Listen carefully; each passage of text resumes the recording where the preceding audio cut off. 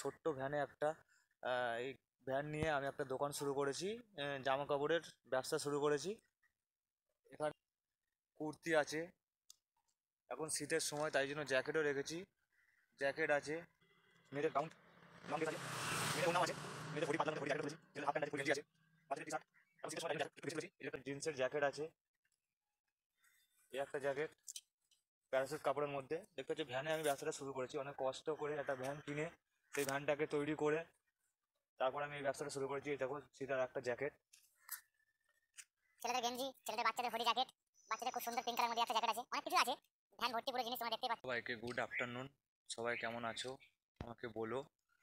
আর আমি প্রভাত, আমার একটা ছোট ইউটিউব চ্যানেলও আছে, আমি প্রভাত নামে।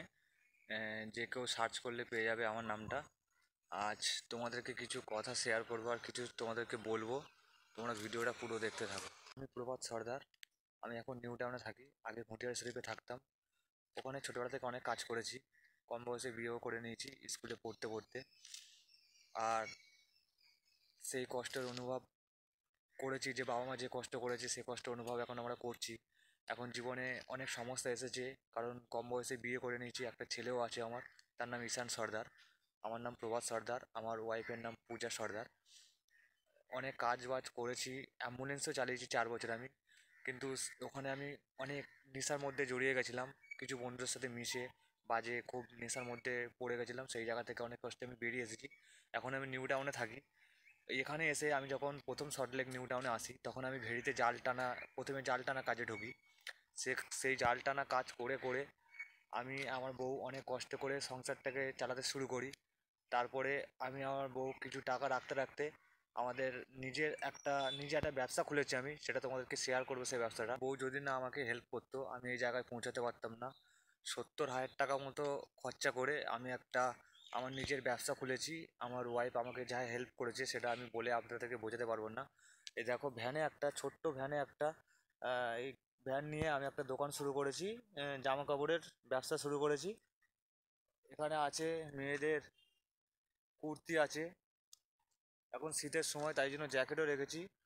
জ্যাকেট আছে, ছেলেদের এই জ্যাকেট আছে, মেয়েদের গাউন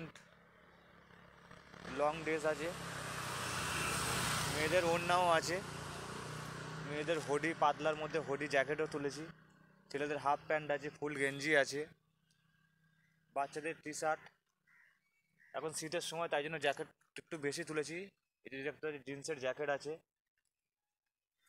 এই একটা জ্যাকেট প্যারাসুট কাপড়ের মধ্যে। দেখতে হচ্ছে ভ্যানে আমি ব্যবসাটা শুরু করেছি, অনেক কষ্ট করে একটা ভ্যান কিনে সেই ভ্যানটাকে তৈরি করে তারপর আমি এই ব্যবসাটা শুরু করেছি। এই দেখো সেটার একটা জ্যাকেট, ছেলেদের গেঞ্জি, ছেলেদের বাচ্চাদের হুডি জ্যাকেট, বাচ্চাদের খুব সুন্দর পিঙ্ক কালার মধ্যে একটা জ্যাকেট আছে, অনেক কিছু আছে। ভ্যান ভর্তি পুরো জিনিস তোমরা দেখতেই পাচ্ছ। ব্ল্যাঙ্কেটও রেখেছি আমি, ব্ল্যাঙ্কেটও তুলেছি শীত। এই অনেক কষ্টে বাড়ির লোক দুজন মিলে সেই কষ্টটাকে কাটিয়ে একটা নিজের দোকান করেছি। যাই ইনকাম হোক হোক আমাদের, এখন তো সব কিছু রাখার চেষ্টা করেছি আমি আপাতত আমার এই ব্যবসায়। যেমন মেয়েদের কুর্তি, নাইটি, লেগিংস প্যান্ট আছে, তারপর ছেলেদের গেঞ্জি, হাফ প্যান্ট, ফুল প্যান্ট, শীতের জ্যাকেট, বাচ্চাদের টুপি, মোজা। আমি রোজ সকাল 10টায় ঘর থেকে বেরোই, খাওয়া দাওয়া করে ভাত খেয়ে বেরোই। আর একদিনও আমার দুপুরে বাড়িতে ভাত খাওয়া হয় না। দুপুরবেলায় আমি বাইরে দোকান থেকে কেক বিস্কুট এইসব খেয়ে নিই। আর আজ সারাদিন সেই সকাল 10টায় আমি ঘর থেকে বেরিয়েছি, আর এখন বেলা 3টে বাজে, এখন আমি কিছু খাইনি। সকালে আজকে ঘর থেকে ভাতও খেয়ে আসিনি, কারণ ঘরে পান্তা রাখা ছিল বলে আমার খেতে ইচ্ছা করেনি, শরীরটা অতটা ভালো লাগছিল না। তাও আমি ব্যবসায় বেরিয়েছি আজকে। দুপুরে এখনও কিছু খাওয়া হয়নি, 3টে বাজে এখন। আর এখন আমি বেরোবো, এখন আমি পাড়ায় এসেছি। এই পাড়ার ওই মেন রাস্তা দিয়ে এসে আমি একটা মোড়ের একটা জায়গায় দাঁড়িয়ে আছি।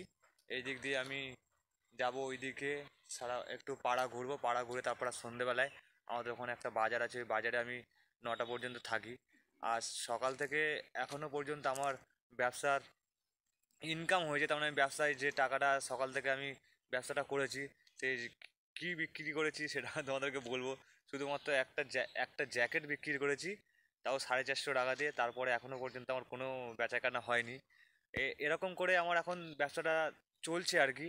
একদিন ফার্স্ট দিন আমি 200 টাকার বেচাকেনা করেছি, দ্বিতীয় দিন 450 টাকা, তারপরে একদিন বিক্রি করেছি 4,500 টাকা। এমনভাবে আমার ব্যবসাটা চলছে। আজকে এখনও পর্যন্ত আমি বিক্রি করেছি 450 থেকে 500 টাকা। এখন এর সারা দিন এখন এত কষ্ট, এত কিছু করেও আমার এরকমভাবে দিন চলছে। কিন্তু এটাও তো নিজের, এটা আমি নিজে করেছি। আহ, যদি 2 টাকাও ইনকাম হয় তাও আমার নিজের, কারণ আমার লোকের কথা শুনতে হয় না, গালাগালি শুনতে হয় না। যখন কাজ করতাম গালাগালি দিত, কথা শুনতে হতো, অনেক বাজে বাজে কথা বলতো। সেই জায়গা থেকে বেরিয়ে এসে একটা নিজে যদি 2 টাকাও ইনকাম করি সেটা আমার নিজের। আস্তে আস্তে আমি ব্যবসার লোকজন জানবে, আমাকে চিনবে। সবে নতুন খুলেছি, 2-3 সপ্তাহ হচ্ছে। লোকজন আমাকে চিনবে, তারপর তারা আমার কাছ থেকে কীরকম কী বেচাকেনা হয়।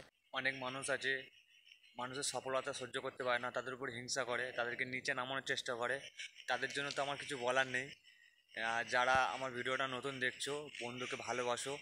বন্ধু নতুন নতুন ভিডিও তোমাদেরকে দেওয়া শুরু করবে। এই ভাঙা চোরা ফোন নিয়ে, খারাপ ফোন নিয়ে তোমাদেরকে নতুন নতুন ভিডিও আপডেট দেবো আমি।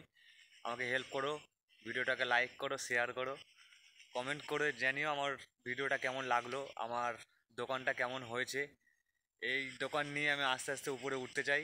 তোমরা সেই ভালোবাসা রেখো, আর আমার জন্য, তোমাদের সবার জন্য ভালোবাসা।